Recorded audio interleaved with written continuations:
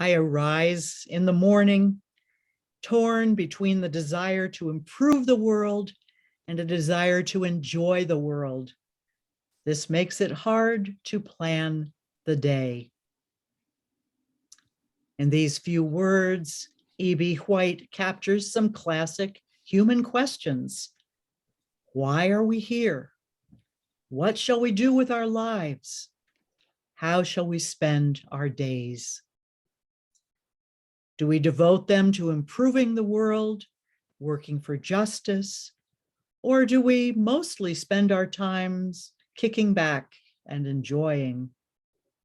The Reverend Dick Gilbert, veteran UU minister and strong advocate for justice, names the dilemma this way: to savor the world or to save it.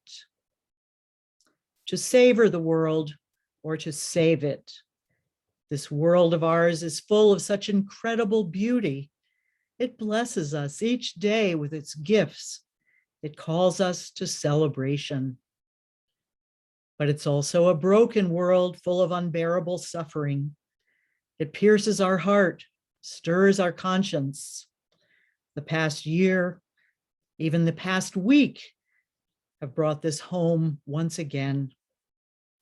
Another earthquake in Haiti, as if Haitians haven't already been through enough.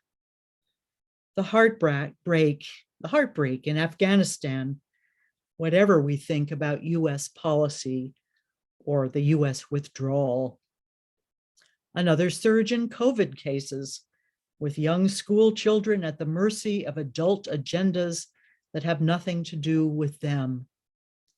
And all of this against the backdrop of America's ongoing racial reckoning and the reminder that our planet is on code red. To savor the world or to save it. For those of us leading lives of privilege, there's the temptation to savor the beauty and shut out the rest. And speaking personally, I know that I'm not exempt. As a middle-class white woman, I've benefited from white skin privilege all my life. I've taken for granted things like food on the table, an education in which students' needs are paramount, police protection, and healthcare professionals I trust. These days, I live in a modest but safe senior community with a gate that closes at night. In such a sheltered life, I can easily focus on my garden, my family, my friends, and not too much else. Sooner or later, though, the world's suffering is going to demand our attention. If nothing else, a sheltered life eventually gets boring. Beauty grows our souls, but we also need challenges and ethical demands, I think, at least if we're going to thrive. In our time, the world's pain has come crashing in on previously sheltered lives. And this is a good thing in many ways.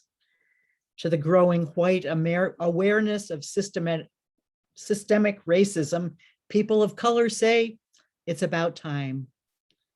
One can say the same for a growing understanding of climate change and its effects, and also an awareness of the fragility of our democracy. All of that is painful but necessary knowledge. I'd like to suggest that it's not extreme to call our age a time of apocalypse. But I need to say what I mean by that, for we may associate apocalypse with the end of the world. The meaning is actually a bit different. It comes from two Greek words, apo, which is like the prefix un, and kalypto, which means to cover or hide. So, an apocalypse is a time of uncovering, the lifting of a veil. Stories of police brutality against people of color is the uncovering, the raw exposure of America's white supremacy, embedded in our nation's soul since the beginning, but too often denied. The uncovering brought about by the collapse of the electrical grid in Texas last winter laid bare the limits of unregulated free markets and go it alone mentalities. It seems we are at a turning point, the kind of which Antonio Gramsci referred to when he said, "The old world is dying and the new world struggles to be born. Now is the time of monsters." Between old and new worlds, so much ugliness confronts us, so much hatred, so much ignorance, so much grief. The turning never comes without effort. In other words, we are in this for the long haul. Transforming our state, our nation, our world can't be a sprint. It has to be a marathon. The young Black novelist Jason Reynolds tells us this is the beginning of a journey of a lifetime.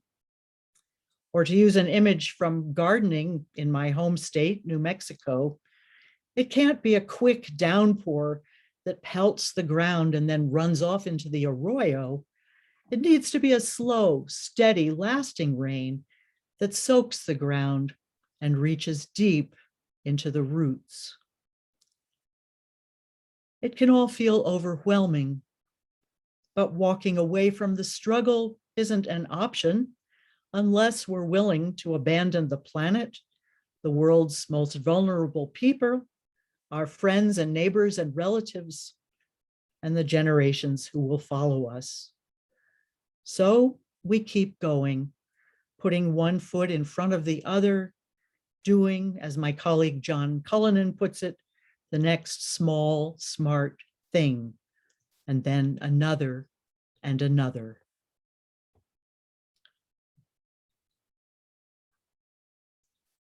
It occurs to me, if this is a long haul journey, then maybe the savor or save dichotomy isn't really a dichotomy after all. Rather than having to land on one side or the other, maybe there's a way through. Adrienne Marie Brown is onto something, I think, when she says that pleasure is one of the ways we know when we are free, that we always have the power to co-create the world. Perhaps you have known social activists who burn out from trying to improve the world. Maybe you've been one yourself. I certainly have. These folks whom I admire are constantly pushing themselves to do good, and they never take time to feed their own souls, to replenish their own wells. And so they risk becoming exhausted, depressed, cynical, or all three. At very least, their sense of humor is in jeopardy. But the cure for this isn't to give up, but maybe to find ways to lighten up. If we're on the edge of burnout, that's clearly a signal that we need a break. It may also be a sign that we should be injecting some pleasure into our lives, incorporating some laughter, some joy.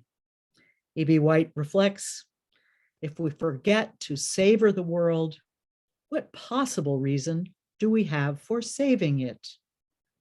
In a way, the savoring must come first.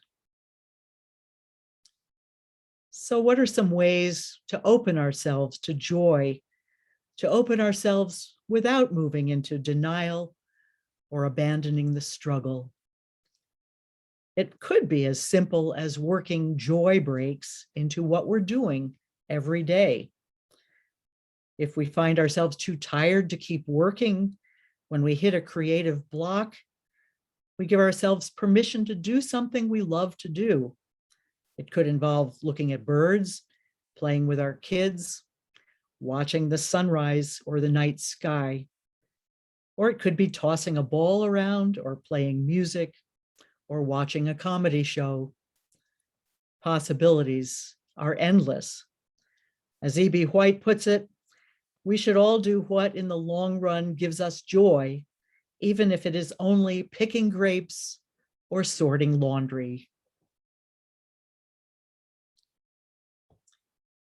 I can think of a second strategy, and that is to reframe the way that we think about our work.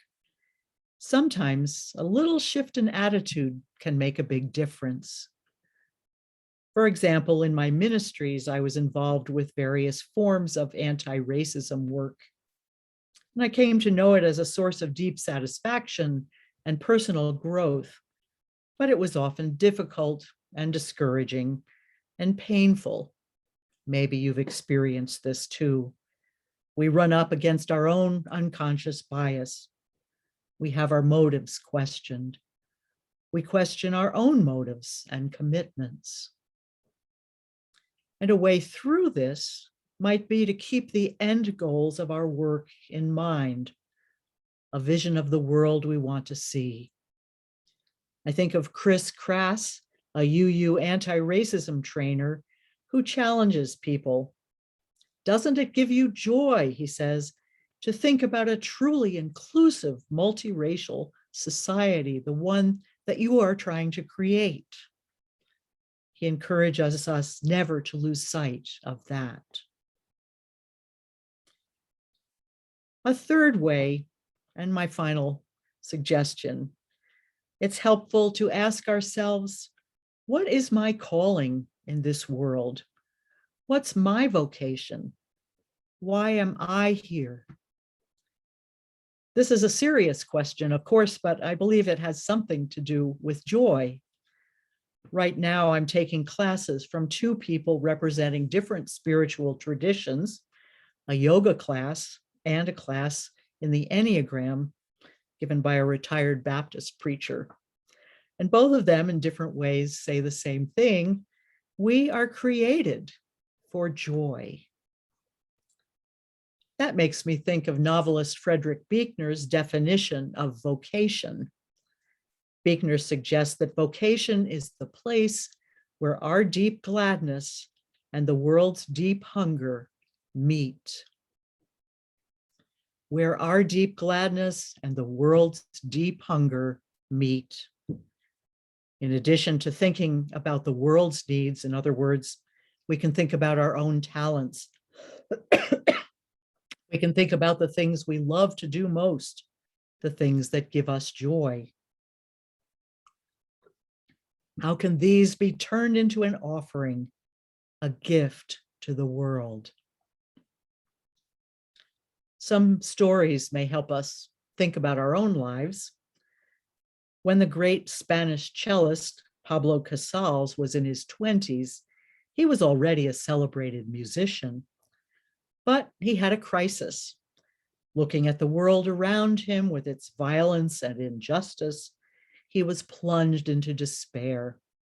And he asked himself, how can I keep playing the cello in the midst of so much suffering?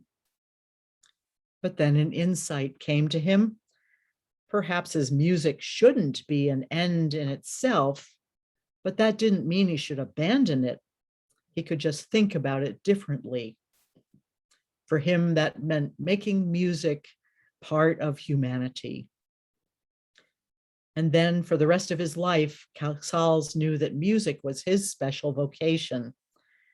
To see people gathered in a concert hall came to have a symbolic significance for me. When I looked into their faces and when we shared the beauty of music, I knew we were siblings, all members of one family. Closer to home, at least for some of us, there is a story of a woman grieving the death of her husband. Now that she was alone, she was at loose ends. What meaning did her life hold now? She went to talk to her minister, who was the pastor of a large downtown church, and the minister asked her, well, what comes easily to you? What gives you energy? She thought about it for a while and finally realized that what she really loved to do was to set a beautiful table. She loved to coordinate various food and flowers, placemats and napkins, and to make everything turn out beautiful and delicious. And she had loved doing this for her late husband. Well, she and her minister parlayed this simple idea into a weekly lunch at the church for downtown workers. And this is a ministry that continued long after this woman had died. Those who came for lunch appreciated not only being fed with food, but they also enjoyed an island of peace and hospitality amid their hectic lives. Who knows what the ripple effects might be from this sense of serenity and welcome? My wish for each of you is that you tap into deep well springs of joy. And may this joy be a blessing to you, to your friends and family, to all of us, and to the world around us. And may it fuel our efforts toward a more just and compassionate world, the vision of a world made fair with all its people one. May it be so.